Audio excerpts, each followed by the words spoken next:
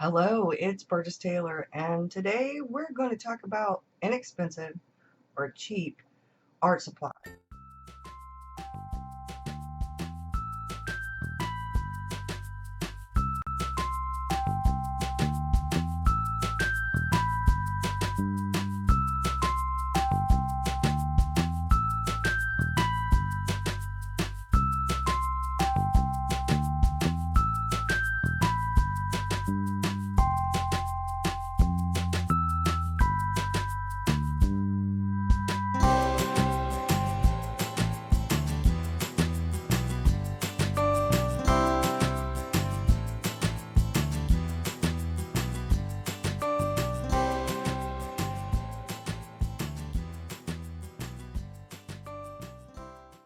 Show you on Wednesday or Friday how to use some of the product. I'm going to do a journal process video, but I thought today I'd just talk about some of the things that I've found that work that are inexpensive. I've learned a lot over the last few years. I have, I think, two, maybe three videos that are art supply videos. One is pretty old, but they still kind of stand up to the test of time. And you will see, based on then, as I go through things, you will see the changes. But today we're going to talk about budget. We're going to talk about not necessarily cheap, but the way to learn to go from inexpensive items to more expensive items. I don't suggest that anybody go out and spend a fortune when they're first starting to art journal. If you're first starting to add art to your journals, I was a text journaler. I did a bit of what is called smashbook style journaling on my journal pages. I added pictures,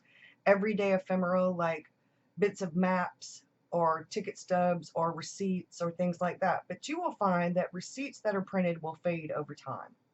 I have several Smashbook actual Smashbook journals that I created when Mr. Rockstar and I were dating and when we were first married, when he was over the road. I kind of chronicled things, and a lot of those receipts have faded now. So there's, I'm sure, a really good way to tuck those away, maybe to put packing tape over it or something like that so that it doesn't fade. For now, we're going to talk about some of the actual supplies and the easiest way to get into art journaling. Not mixed media necessarily. I do collage work, but I don't do a lot of mixed media. So this would be just regular art journaling, adding doodles and everyday ephemera and pictures and stuff like that. So I'm going to give you, let me just stop talking and start telling you about some of the supplies. So when I first started, I didn't know anything about watercolor.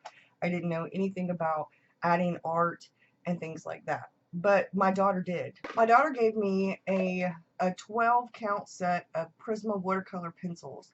I had a whole bin full of colored pencils from when she was in elementary school and middle school.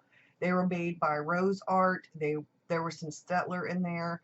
There were some Crayola colored pencils in there. And I started with those. And then my daughter gave me the Prismacolor watercolor pencils, the 12 count. She doesn't really do a whole lot of watercolor. Then I went to Michael's and with a coupon got this 24 count of Prisma colored pencil. And then I moved up and got the 36 count of Prisma watercolor pencils. Now, I use these bins for storage. I have little business cards and extra clamps and a camera stamp and my little tiny scissors in here. Lids that came off of watercolor brushes in case I lose one, because some of the watercolor brushes after a while get beat up. But we're going to get to that. But these make great storage containers. Now these actually have the pencils in there. And some people will tell you about Prismacolor because they used to be a lot better. But if you're just starting out, you can use whatever brand works for you that you can find, to be honest. You could start with Crayola pencils. You could start with any kind of colored pencils. Colored pencils you can get blenders and all kinds of fancy stuff. But I started out with Prismacolor, one, because I could use a coupon from Michael's. and that was a really good way to get them inexpensively. And she gave me this, which are watercolor sticks. They're pastel sticks, and you can take some of the color from here with a watercolor brush and use it like watercolor. So if you wanted primary colors, these are easy. You can actually use them as pastels as well. So that's another thing. In order to write over watercolor, or to write on your page and draw and not have it smear and smudge everywhere, you need a waterproof pen. And there are some acid-free that will last pens. There are all kinds of pens out there. And what I've done is Mr. Rockstar for Christmas got a gift set of body wash, shampoo, all that stuff. And I used this bag to put the inexpensive supplies in. And this is an old Clinique bag. This was one of the bags I was using. It is got, as you can see, I've actually washed it. I used a makeup bag for a long time to hold my stuff. I still will put stuff in this bag if I'm going somewhere and I want to pack a quick bag and I don't want to take the bigger bag or whatever. This is the newest Clinique bag, and it has the feathers on it, and it actually houses my fountain pens right now. So you don't have to go out and buy an expensive pouch or bag. You can use whatever you have on hand. I am still using whatever I have on hand. I like this Delphonics pouch because it has compartments. But if I'm going somewhere and I know I don't want to carry a whole bunch of stuff, I can either pack everything in my bag, but this is an inexpensive bag. But you can find utility bags at hardware stores. You can find them at Walmart, all kinds of different places. Harbor Freight has some. You don't have to get the more expensive kind. You can get them from wherever. I think my pink tote, which is in one of the other videos, I got from Kmart, and I want to say it was like under $10 because I didn't get the red and black or the pink Craftsman one. I actually got a different brand. When I first started, somebody said that the Sharpie fine pens were waterproof, and you can find these like everywhere. So I use these forever. I still use them. Another good thing is a ballpoint pen. There are several different ones. This is the Rose Art ballpoint pen. I actually have a lot of those ballpoint pens from Hobonichi because I get the Hobonichi. So I have a ton of these, and these inks are waterproof. I also found, while in different Facebook groups and watching different YouTube videos, that, let me find it, the Uniball Vision Needle is waterproof. The Preppy fountain pens, which can take cartridges, are $3 or $4, and you can use platinum carbon ink cartridges in it, which I get from Amazon, and it makes it waterproof. Now, I saw everybody using, well, mine used to be long like this, but I MacGyvered it, the platinum carbon desk pen. And I have this. This is a fine. This is an extra fine. They're both the platinum, but of course this one's red. But this is the most fantastic find you will ever get.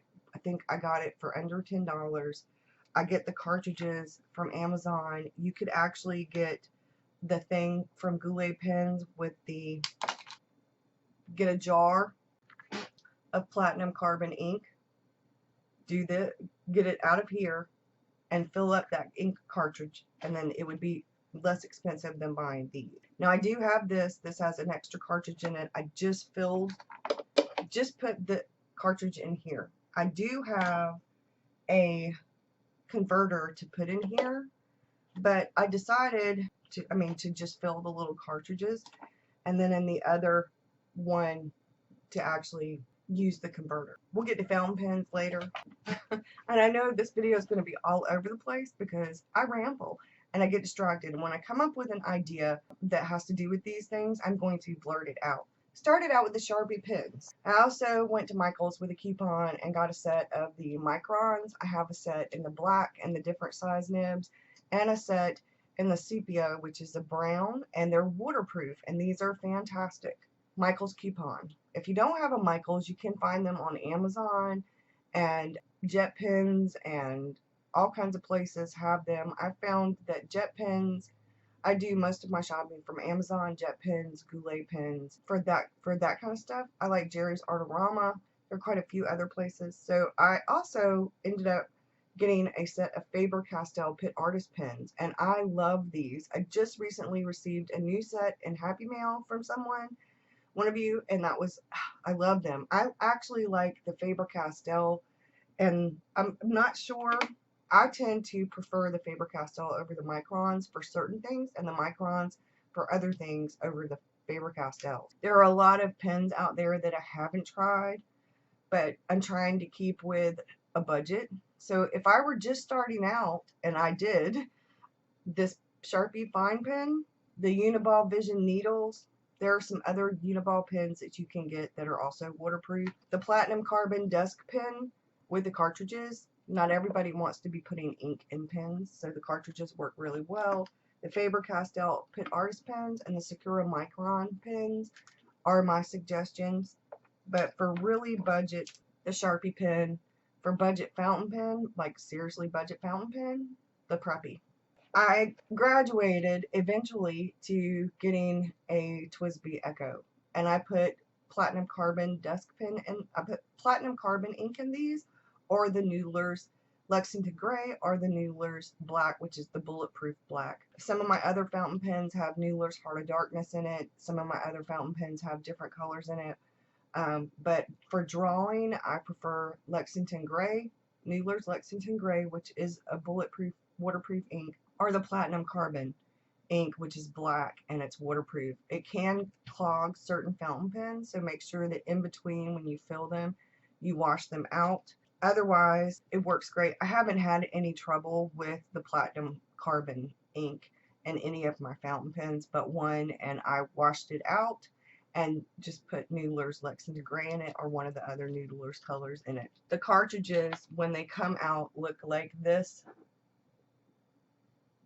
And you can, like I said, fill it up with ink, no problem. You just have to look to make sure you don't overflow it. Now we're going to talk about pencils, and we're going to talk about a few other things. You can get these Bic mechanical pencils in different sizes. You can change out the leads so that they are leads that you would actually use, like graphite. Like this one is one I got from Art Snacks. It's called a Graphwood. It's Karen D'Ash's, and it's a 4B. Now these are some of my Derwent ones, and I got them in a tin for graphite. This is a dark wash 8B and a light wash HB, and I'm still learning about those. I don't do a whole lot of graphite, don't do a whole lot of sketching like that, but I do enjoy it, and I do want to learn how to do it better. But for most of my drawing, I just use a mechanical pencil, and I have different erasers. I got some pretty decent erasers from Art Snacks. So my original eraser, I think, just came from Michael's when I had a coupon to spend. I think I had a 20% off my whole order coupon. Okay, so I've covered pens and pencils. I've covered, okay. I covered the bags. How to put watercolor down. So I have a whole set. These are just a few of them. I have I think it's the 24 count of the Crayola Super Tips. These are water-based markers. I talked about this in a previous video, where if you put them down on plastic or clear acetate or some kind of surface like that, you can pick them up with a paintbrush or a water brush. There are more expensive markers. You can get the Zig Clean Color Real Brush markers. You can get the Sai or Save. You can get the Sai ones. I got mine from Amazon. These are less expensive than the Zigs, and they're watercolor brush markers. And you see the tips? You can put those down. These are an inexpensive alternative to the Zigs, but to be honest, if you're not trying to become an artist and you just want to journal, you just want to add art in your journals, actually we're all artists. So if you're not trying to become an artist with a capital A and you just want an art journal and you just want to have some fun, then Crayola Super Tips are probably the best way to go for inexpensive. Or for learning how to. I don't know if I'll ever become an artist with a capital A, but I want to learn how to improve, and I want to be a better artist, and I want to go past just journaling, past just adding art into my journals. So I have slowly but surely invested in other things, and I've been blessed to receive things in the mail through Happy Mail from others. Now these are the Zig Real Color Clean. These are the Zig Clean Color Real Brush Pens markers. They're made by Kiritaki, and these are fantastic.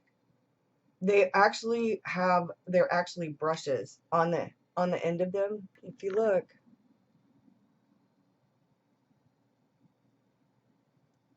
so that shows you the tips of them. The tips of the Crayola markers are actual markers.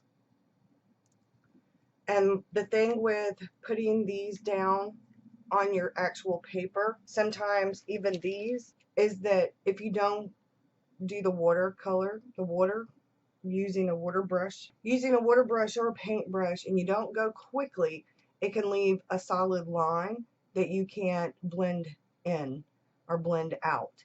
So that's why I recommend putting it down on a piece of plastic or a palette or a piece of acetate or whatever you have on hand, putting that down on there and then picking it up like you would watercolor from a watercolor palette. So along the lines of brushes, and we're going to get to watercolor in a minute, along the lines of brushes, I use several different kinds. It really depends on what I'm doing and what I have on hand. These are Pentel Aquash brushes. They come in different sizes. You can get a set of 3. I find mine on Amazon because they do not have water brushes at my local Michael's, or I would buy them. I picked up a set of 3 of these from eBay for next to nothing. These are called Push. That's the brand. It says Push on the outside. I don't know anything else about them. I will find the links to these things, what I can, and put them. And I got these, which are Arteza from Amazon, and they work pretty much exactly like this. This came in a set of 3. The Pentel comes in a set of 3, and I believe these came in a set of 3 or 5 because they had some really big, or the wide or flat brushes. The Aquash brush that look kind of like this for a bigger area. So I use these. I tried Derwent. I tried the Sakura. I tried a bunch of different ones, and so far my favorites have been the Pentel and these Push, and then these. So I like the Pentel. These do on occasion get clogged up and you have to take it apart, rinse it out, put it back together. I just rinse mine out with hot water, and they work really well. And they're not that expensive at all. You can get a pack of 3 for like under $10. One of the things that I use that is a staple is I use whiteout, and I use the white jelly roll pens. For white pens, which I use to highlight items or to draw things in white, a lot of people recommend the Signo Uniball Broad in white, but I find that sometimes it skips or it just will stop working, even though there's still a lot of ink in it, and it is opaque, and if you put it over watercolor or you put it over mixed media, it can still come up. It's water soluble. However, the Sakura Jelly Roll pens are not. These work fantastic. Every now and again they do dry up if you don't use them on a regular basis, but I still do use Uniball Signo. I use their gold and their silver. I do have a white one like this somewhere. I like this Signo Uniball Angelic, and one of my favorite pens now is the Pentel Hybrid Broad. I got this from Jet Pens, and it is fantastic. I actually like it better than the Signo Uniball Broad. So these are normally the pens that I use for accents for gold, silver, white. These are the pens. Now, you can get these really inexpensive if you just get the white ones. Michael's or Joann's or places like that, Walmart, different places have these gel pens like this, and you can find them, or you can order them from Amazon or Jet Pens or somewhere. Jet Pens has some really good selections for white pens, but I found that the Jelly Roll actually seems to be the least expensive and the best version to use, based on price and what you get for what you pay for. So those are my white pens. The next thing we're going to talk about is watercolor. And like I said, you can use watercolor pencils, which are a really good way to do watercolor. You could actually put them on a surface and pick them up, like I talked about with the markers, with the Super Tips by Crayola. You can also outline things and then use it. You can color it in lightly so you don't have the lines that show up. If sometimes they don't blend very well depending on the kind of paper you're using, the watercolor pencil, which is why I like to use these sometimes and why I have different watercolors. When I first started using watercolor, I started with a watercolor pencil, and then I graduated from there to using an inexpensive watercolor palette set from Michaels, which was like $5, but they are really, really chalky. That's the watercolor that Victor uses now. It's those ones with the round Artist Loft. I graduated to this. This is the Winsor Newton Cotman Travel Set. And I had an extra one. I gave one to Maya. And this one is the one that I will sometimes take with me if I don't want to take my more expensive paints. The great thing about this is that once you use these, you can refill them with the tubes of paint. You could either get more Winsor Newton Cotman paints in the colors that you like, or you could get any other brand in tubes. When these are done, I will be filling them most likely with Daniel Smith or Schminke. I have the Daniel Smith paints, and I finally broke down last year after someone gifted me a handmade little palette, travel palette, and got these tubes to try out the tubes. Now, I really like refilling the colors I use the most with tubes of paint. That's less expensive. But to try out different colors for Daniel Smith, I actually get my half pans of Daniel Smith from Artistic Cat on Etsy. And then when I use that color, if I use that color a lot, then I will get a tube of that color. Like there are certain tubes like Deep Scarlet, Payne's Gray, Yellow Ochre, or Quin Gold, Pyrrole Red, Cobalt Blue. I like the neutral tint, Sienna Light, Raw Sienna Light, and Raw Sienna, Burnt Sienna. There are different ones that I really use a lot. The neutral tint, the Buff Titanium, Deep Scarlet Red. Certain colors I use a whole lot. You'll see as I go through these video series, which I'm going to go from budget, and you're going to see more and more videos. I'm going to go from budget supplies, doing journal pages, to the more expensive supplies and using journal pages. But this to me is, I wanted to build up my skill with watercolor. I wanted to learn how to, I'm self-taught. I haven't taken a class other than a journaling. I took Miss Vicky B's first journaling course. I watch videos on YouTube, but I haven't taken an actual art class since high school. So I like this for travel. It even comes with, whoa, it even comes with this little travel brush. And these travel brushes are actually pretty decent. I have one that's in my travel pouch that I use. It's in here with these. Now, these actually work really well. This is a detail one. This is a small. It says Winsor & Newton, but it doesn't tell me what size it is. And I'm assuming this is a 2, so I'm pretty sure this is a 2. My favorite size to take with me to travel is a 4 or 6. I like the 2 for detail.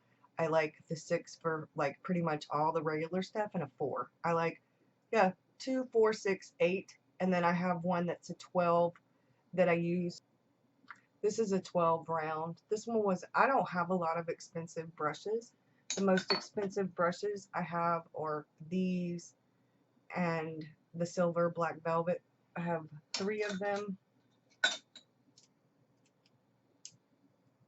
I have a 2, what's called a striper, and then I have a 6. I have an 8 in the Princeton Velvet Touch, which I got from Art Snacks, and I have a set of Winsor Newton Cotman brushes that I got, and then I have this one. Winsor Newton Cotman are probably the most affordable brushes for work. I love them. I love them. They're really good brushes. They're synthetic. They're really great starter brushes, really good everyday brushes. They're called Winsor Newton Cotman. But this, one of these travel palettes like this from Winsor Newton, this was under $15. It used to be under $10. They've gone up a little bit. I think it's like $12 and some change on Amazon right now.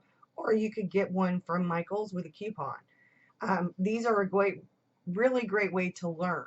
So once you, like I said, once you use all of the paint in it, you could clean out the pan and buy tubes of paint or replace the pans, the half pans.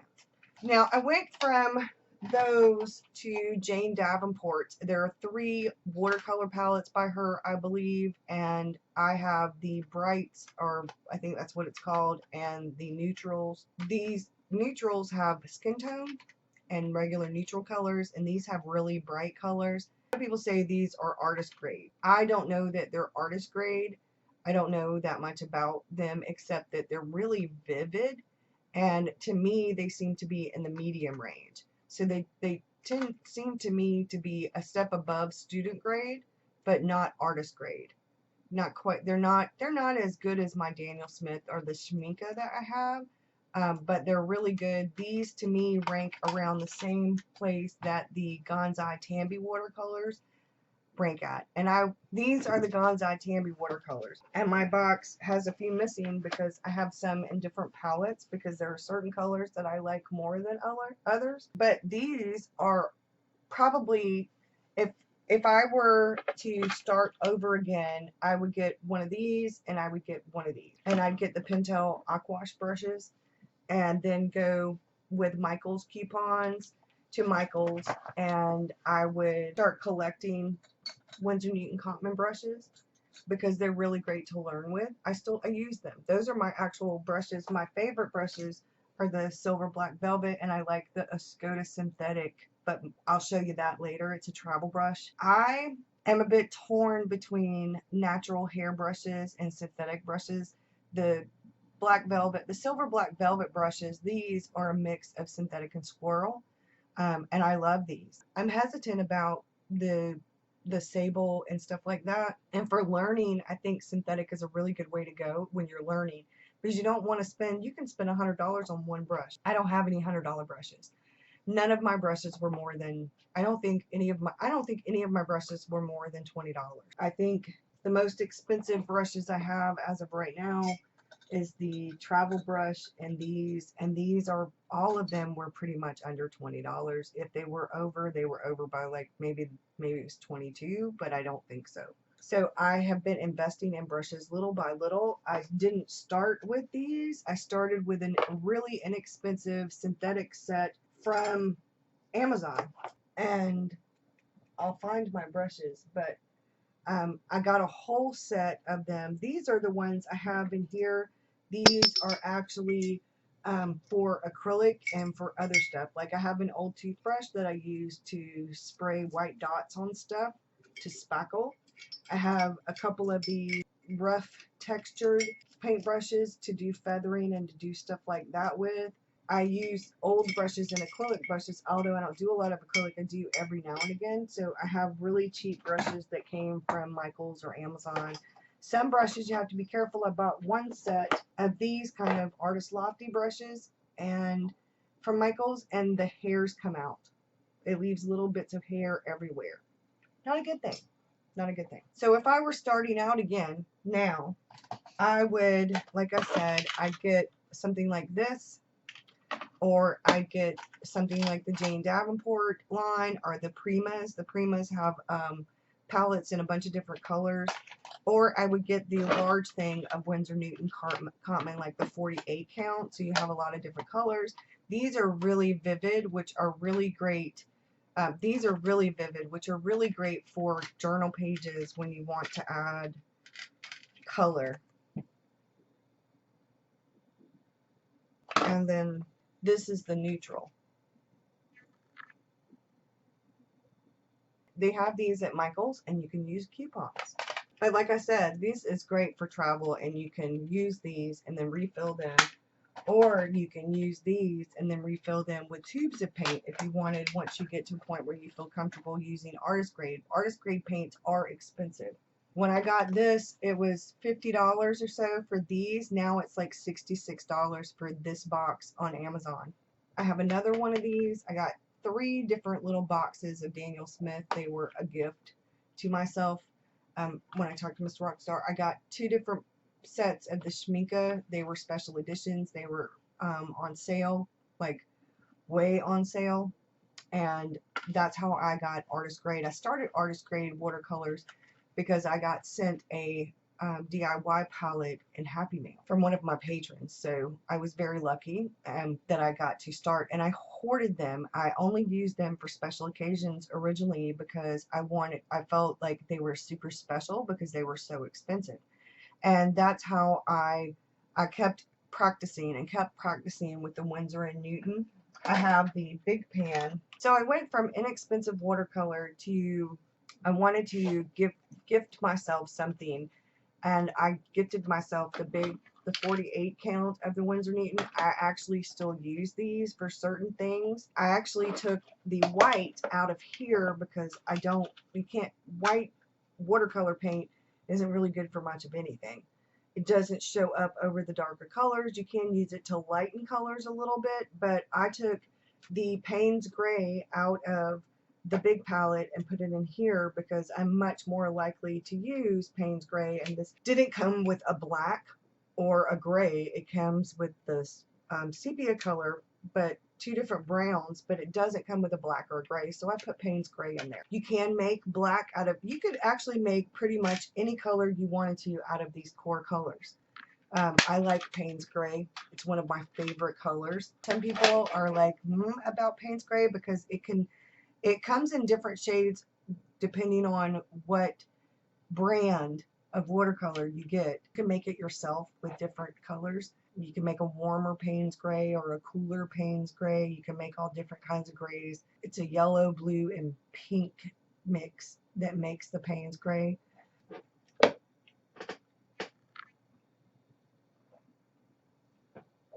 This is going to be such a long video. Next up is the journal. I mean, you're going to art journal. You need a journal, right? You need a journal. I should have started with the journal, right? I started out with a lot of different ones, and you can see in my other videos the different journals and sketchbooks and stuff that I've used. If I were just starting out now, and I'm going to talk about some different things. One of my favorite journals now is this Strathmore Burn, and this is the Beta series, and this is mixed media paper, and this would make a really good art journal. I do different things in it. I've actually been chronicling my art snacks things in it. This was going to be an art snacks. I didn't finish it. Now I have a swatch of all my watercolors that are in my palette. My palette's right behind me on the desk right there. These are the colors that are in the big palette, and then I take the colors out of here that I want to use when I travel.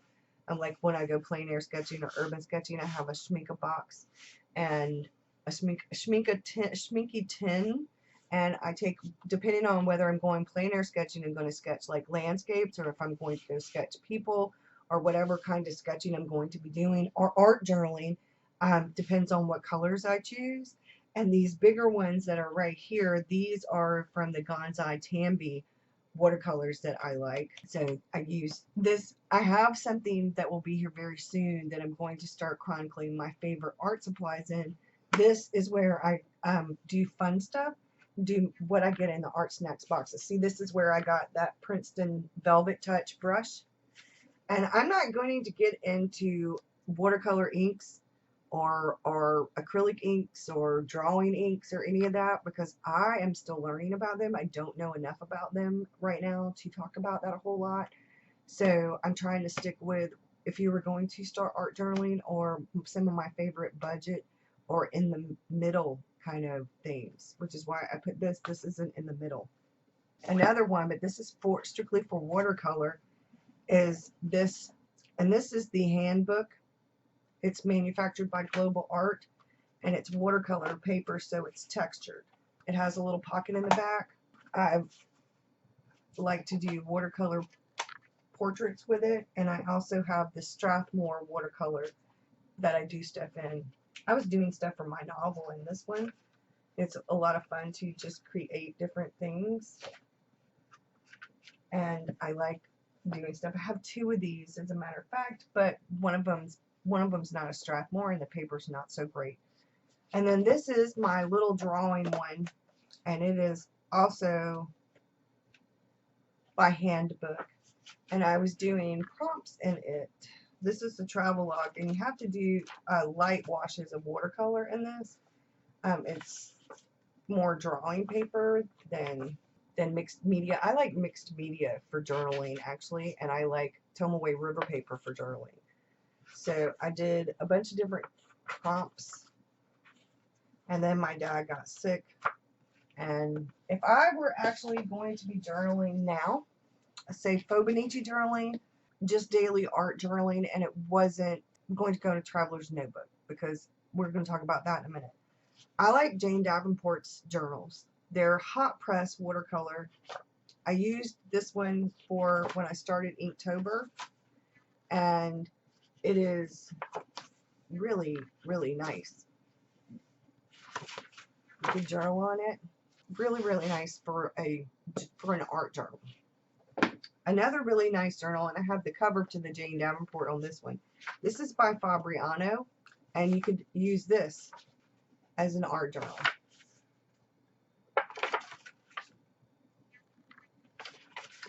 And these are more in the medium range.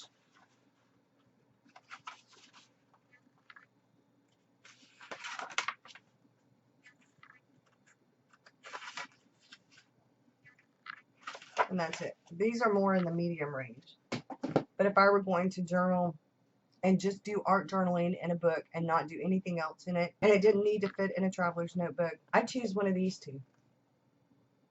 This is probably the least expensive, because this one I had to order. This one I could pick up at Michael's with a coupon for next to nothing. Now, one of the other things that you can do for doodles, I like this. This is made by De La Rowney. It's simply sketchbook soft white. It is 65-pound paper. It's 8.5 by 11, and I like to do this for doodle. It's for drawing and sketching, and it's really good for pencil, graphite, and that kind of thing. Colored pencils, not so great for wet media. Now you have Canson makes wonderful products. This is the Canson mixed media, and this is probably you could actually cut these out, take them out, and make your own inserts with these. They're really great, the paper, for practice and for doing like an art journal. Now this is the Canson watercolor book that I use. And that's it, y'all, for all of this stuff, because what I use now for an art journal, for my art journal, I use the prototype by Documented Journey. She sent me a prototype of the B6 size with the Tomaway River paper, and I've been using it for my journal. And then I've been using the notebook that I ordered from her that was a custom order with, it has Strathmore mixed media paper in it. I've been using it as my main sketchbook where I do my plein air sketching. Now I have several different kinds of sketchbooks, and this is not budget, but you could, like I said, if you're using a traveler's notebook, you could actually take this, fold it in half, or depending on what size traveler's notebook you have. Okay, for those of you who have trouble, if you're like me and you have trouble sewing or stapling an insert, and you can do that, you could take Tomaway River paper, which is what this is. It's plain Tomaway River paper, fold it in half, and my friend used a corner rounder on it, and it's just folded in half, and then you can wrap it around an elastic in your traveler's notebook. You could actually take scrapbook paper or craft paper or whatever and cover it. If you have one of those elongated staplers, you can staple it, or you can just leave it folded over the elastic and then staple it once it's together. You could also do this with the mixed media paper.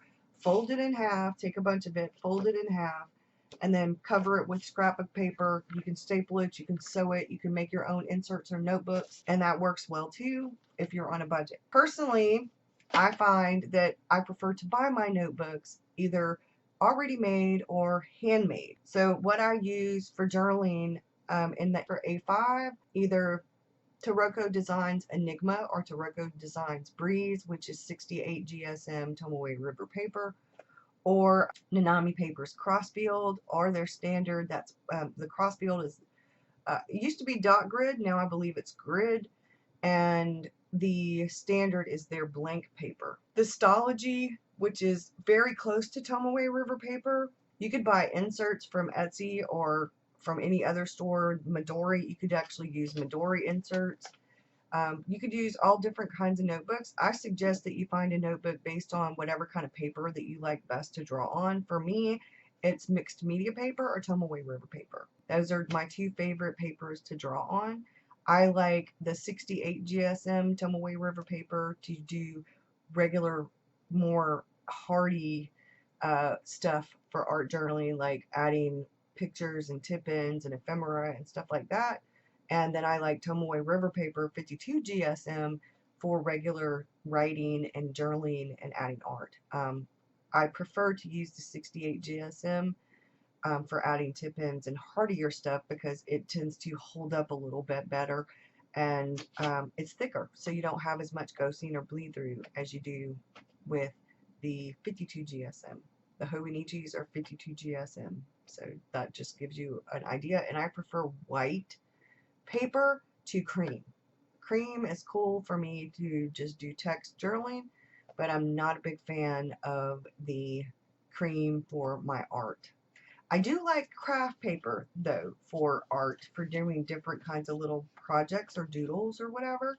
And I like black paper to change up things a little bit, but I would be cool if I were to make my own journal. I would use a mixture of Tomoe River paper blank, Tomoe River paper dot grid. I would use a mixture of 52 and 68 GSM along with mixed media paper and some craft paper and maybe some black paper thrown in, and along with the vellum, because now Bree has got me addicted to having those vellum pages in my journal. They're gorgeous. They're gorgeous. I wish I could sew journals. So, but yeah, the perfect journal would be a mixture of different kinds of papers based on different what I wanted to do. But I also like having one that is just the Strathmore mixed media paper for my urban sketching, plein air sketching, that kind of thing. I do all different kinds of things in there. It's actually the that was when I went urban sketching and Mr. Rockstar went with me. This is one of the more recent ones. I sketched some of the economical art supplies, scissors, regular scissors, the aqua brush, the Faber-Castell brush, an inexpensive. I have a Jinhao demonstrator that you could put carbon ink in, or Noodler's bulletproof black in. The Lamy Joy, which is not very expensive. It is really great for drawing. I have it as a stub. I have a stub, and I like drawing the thicker lines with it. And then a pencil, and this could be a watercolor pencil or a Derwent Inktense pencil, which I haven't gotten to and I will get to, or a colored pencil, and a mechanical pencil and an eraser. And all you really need to art journal with is something that add color. So colored pencils, watercolor pencils, pastels, a watercolor palette, anything, markers, anything that you can add color to your pages. A pen, preferably a waterproof pen if you're going to draw and then watercolor over. A mechanical pencil, some kind of pencil, a regular pencil, a mechanical pencil. Like I said, some kind of waterproof pen. And like this